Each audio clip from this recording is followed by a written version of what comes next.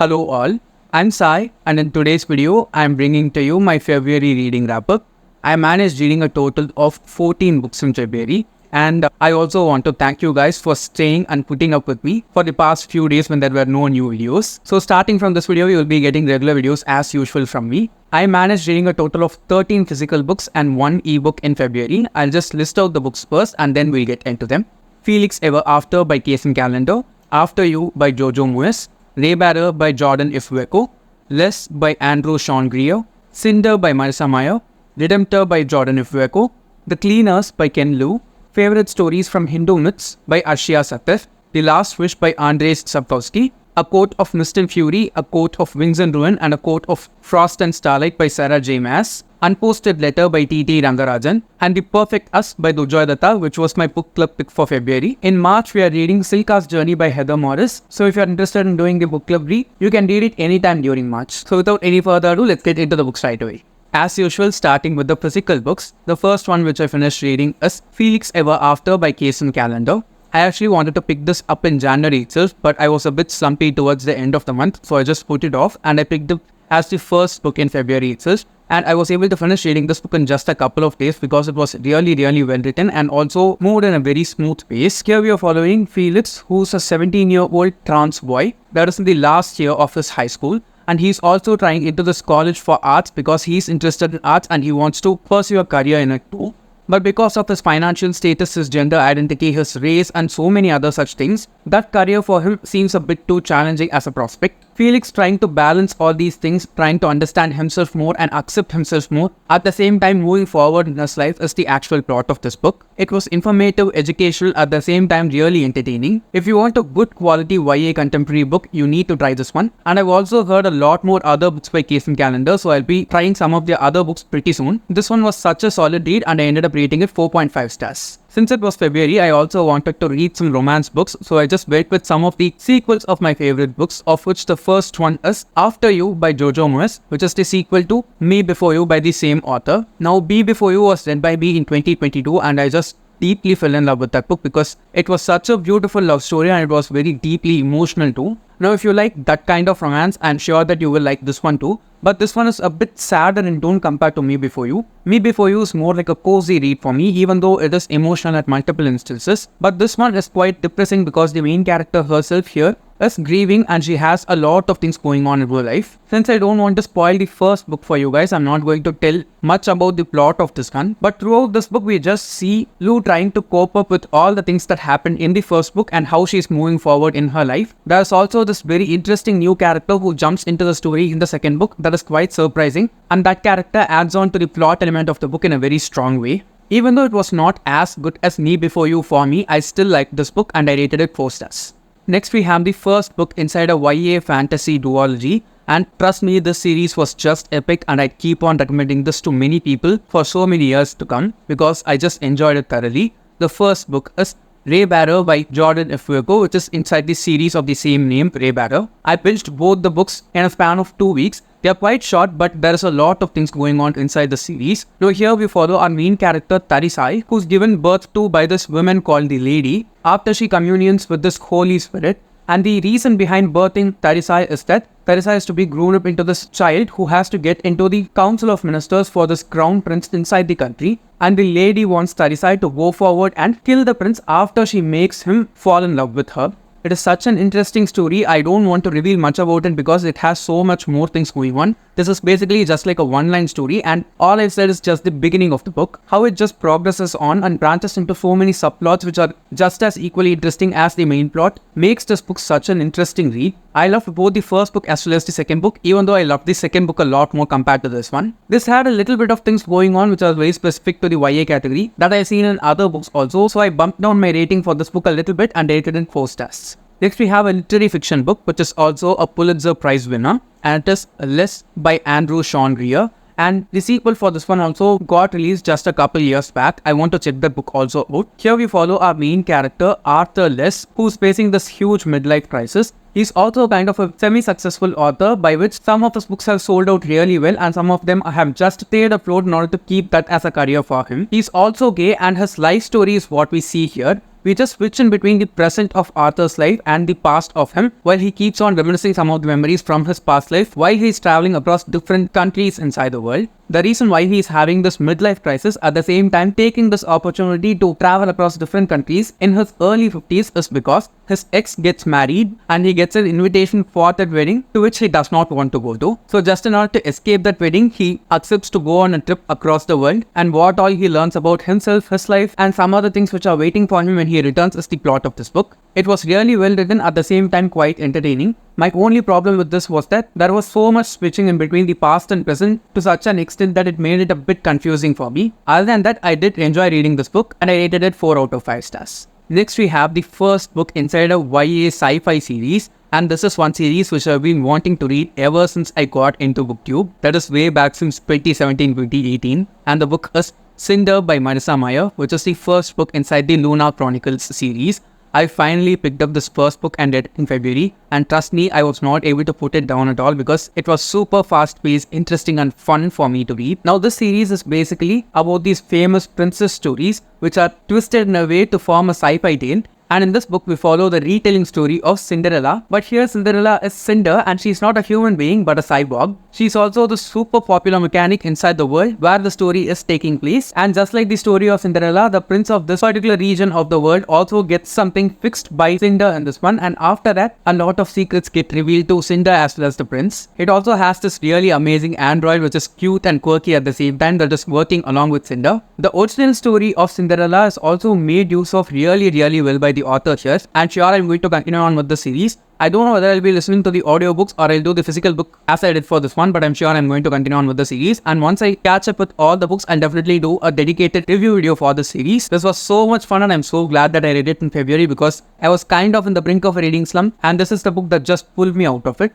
And I rated this one to 4.5 stars. And then I read Redemptor by Jordan Ifueko again, which is the second and final book inside the Raybearer duology. And as I said while talking about that book itself, this one is much more favorite for me compared to that one. Since it's a sequel, I cannot tell much in detail about this one without spoiling it for you guys. But I'm going to make a spoiler-free review video for this series. I'm going to film it just after filming this video, so you'll be getting it in March itself. But this is easily one series which I've fallen in love with, especially because of the second book. It is such a well-crafted series. The writing of the author is amazing. The main character as well as all the side characters that she has included for the series just take the experience of reading the series to another level. This world is super fresh, detailed and well built by the author. It feels very fresh and very tangible if you ask me. Especially look at the covers of both of these books. After you finish reading the series, I'm sure you'll be able to appreciate both of these covers very much because they go perfectly with the theme of the series and all the things that are going on with the plot. At the same time, if you look in a bit deeper, you can see that all the levels of the covers actually make up two faces, and it's actually the face of the main character here.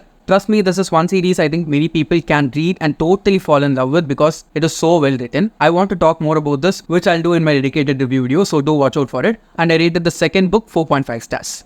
Next, I wanted to read some book which is just very easy, at the same time I can just fly through. So I read this children's book which is Favorite Stories from Hindu Myths by Arshia Sattar, illustrated by Mansi Thakkar. Now this just has a collection of stories from Hindu mythology that are written in the author's own way in a very lucid form. So if you're an adult, I'm sure you'll not find this that much interesting just as I did. But the artwork in this one was just so gorgeous. It's a very tiny book and I think I got this for like 59 or 69 rupees during one of the sales in Amazon, and it retails for 499 rupees. So if you're able to get this on a good deal, just go forward and grab it. I'm sure you will feel good after seeing all the illustrations in this book. For the illustrations in this one, I give it like 4.5 to 5 stars very easily because each and every one of them are super gorgeous, and they also have this pastel tone which just makes it even more cute. But the storytelling aspect of it was not going that well with me because it is specifically aimed towards a younger audience, so I rated this one 4 out of 5 stars. Next, we have the first book inside an adult grimdark fantasy series, and trust me, I have been craving to read this series for 5 years now. And finally, I bought the entire box set of the series last year only. And for some reason, I did not start reading it last year. So finally, I started reading it and I can see myself binging through the series and finishing it in just like a couple of months or so in between all the other books that I'm going to read. So the book is The Last Wish by Andrez Sapkowski, which is the first one inside the Witcher series. Technically speaking, this is the book that was published third inside the series, but chronologically, this is the one which we should read in the beginning because it's just a collection of short stories, which paves the way to understand the characters as well as the setup of the story as a whole. I watched the reading order for the Witcher series till Elliot Brooks' channel like 5 years ago, and I wanted to follow that order only ever since then. I'll try to link that video in the description, so if you're interested in reading the series, you can also go forward and check out her video there. Now, this one is a collection of 7 short stories, and the thing about these 7 short stories is that all of them are not chronologically ordered together, okay? We have 6 short stories, which the main character Geralt of Rivia, that's the Witcher of the series, thinks as past happenings from his life, and there is this one short story which occurs in chunks in between all the other 6 short stories. So you'll be reading the first short story and reading the first chunk of the 7 short story between the first and second short stories, and in that manner this entire book is written. Now, even though it's a grimdark fantasy series, trust me, this book was so much fun to read, okay?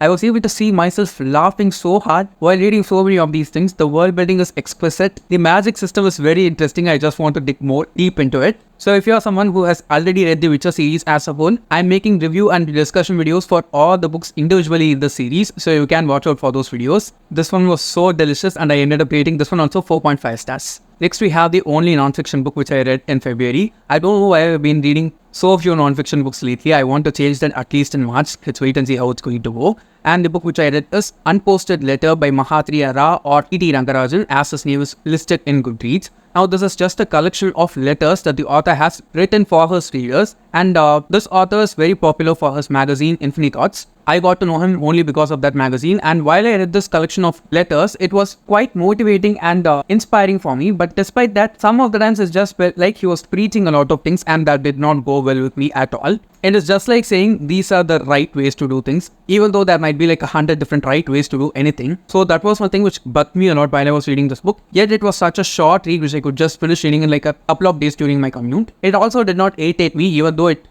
did disagree with some of my thoughts at instances. It was okay, and I would suggest it to people who are interested in reading it, and I rated this one 3.5 out of 5 stars. Next, we have 3 books from the same series. This is actually a new adult Romantasy series, which is, a fusion between fantasy and romance. It's very popular right now. Not right now, it's been popular for a few years now. And I've gotten into reading this genre and, liked very, very few books. And these 3 are easily some of the books which I've liked because they are from the same series. And it is from the A Court of Thorns and Roses series, whose first book I read way back in December. And I did a review and discussion video for it already. I'll try to link it in the description. And I'm doing videos for each and every one of the 5 books inside the series. I've filmed my review and discussion video for the second book, which will be coming out pretty soon. And I'll be doing the same for the other books inside the series too. And I did 3 of them, as I said before. The first one is A Court of Mist and Fury. Next, we have A Court of Wings and Ruin, and kind of a middle book in between the 2 main books inside the series, which is A Court of Frost and Starlight. I did not enjoy this one alone because it felt unnecessary to me, but I did enjoy both of these huge chunks of books so much, okay? Especially I liked A Court of Mist and Fury a lot more compared to